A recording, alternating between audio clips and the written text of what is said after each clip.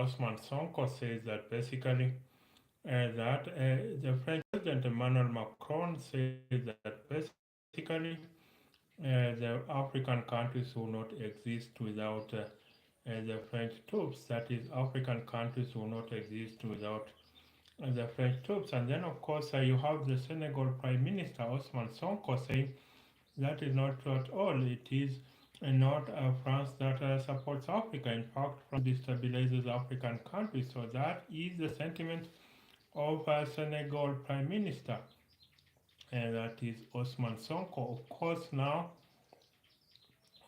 you have a Senegalese Prime Minister Osman Sonko is the most powerful Prime Minister in Africa after Abiy Ahmed. Remember, that is, Ethiopia has a parliamentary system, so it is the Prime Minister, not the President, that is powerful in Ethiopia. That is Abiy Ahmed. But I think for Senegal, I think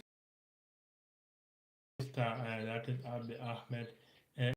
Senegal, the Prime Minister Osman Sonko is the one that basically is more powerful. Of course, and now, of course, you remember how he came to power. That is Diomaye Faye. Basically, Diomaye Faye was a compromise candidate. I think the former President Macky Sall wanted to jail. That is jail Osman Sonko. Now you have the president that is Faye coming in as a compromise candidate. And what did he do? He rewarded Sonko with the seat of the prime minister. So I think now you have France. So what's the relationship between France and Africa? What is the relationship between France and Africa? I just think the relationship between France and Africa is one of operation. Remember, the former French President Emmanuel Macron, the former late French President Jacques Chirac said that basically without Africa and its exploitation, France will be a third world country. That is what the former French President, that is Jacques Chirac, now let's say that without Africa and its exploitation, France will be a third world country. So today, what did we see? We saw the inauguration of Ghana's President John Mahama. So John Mahama, of course, he ruled between 2012 and 2017. That is John Mahama. Now he returns to power, quite like the Trump effect in America. That is John Mahama. He rules from 20.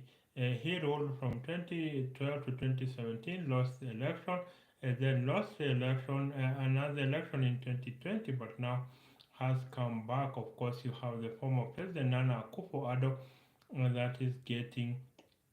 You have the former President Nana Akufo-Addo basically that is saying he is handing over a strong Ghana to the successor, that is John Mahama. So that is it.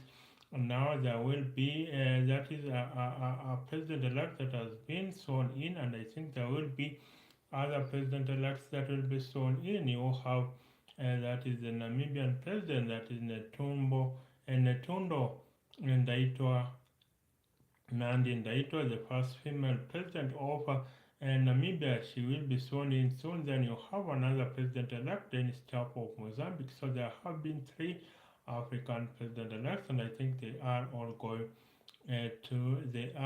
going basically to be sworn in. So I think in 2024 the elections in 19 African countries, and I think there is a lot of there is a lot of anti-incumbency feeling in a lot of African countries. The high cost of living and inflation is affecting African countries, and I think